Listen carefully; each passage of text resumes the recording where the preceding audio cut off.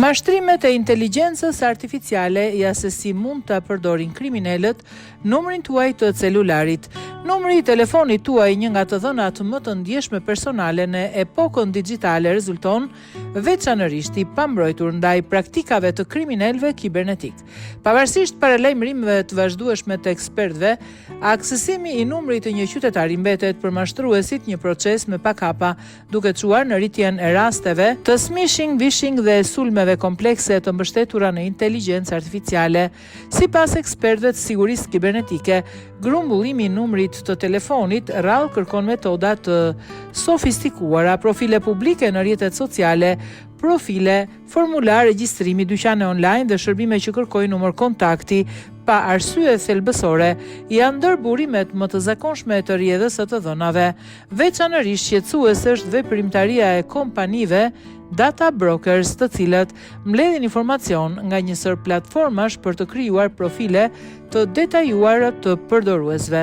Kur këto të dhëna rrjedhin ose shiten, ato shpesh përfundojnë në duart e rrjeteve të mashtrimeve kibernetike. Zhvillimi i shpejtë i inteligjencës artificiale ka ndryshuar mënyrën se si realizohen mashtrime telefonike. Me vetëm pak sekonda mostër zëri, aktor keqbërës mund të krijojnë regjistrime jashtëzakonisht bindëse që imitojnë familjar ose koleg, duke kërkuar para apo qasje në të dhëna të mëtejshme.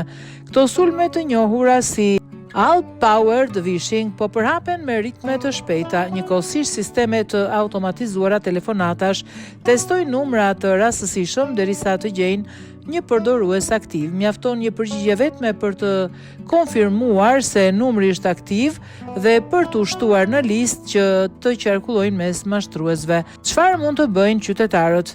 Ekspertët rekomandojnë disa masa praktike për reduktimin e rrezikut.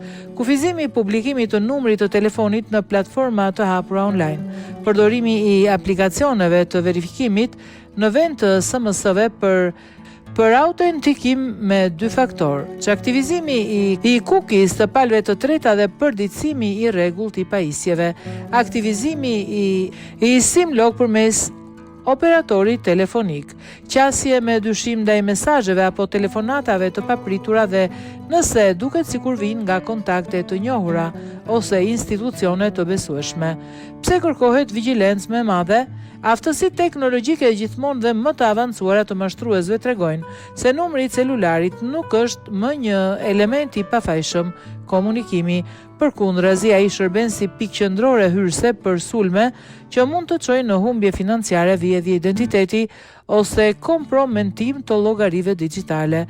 Mbrojtja e tij e kombinuar me një sjellje të informuar dhe të kujdesshme nga përdoruesit përbën sot një faktor thelbësor për sigurinë personale digjitale.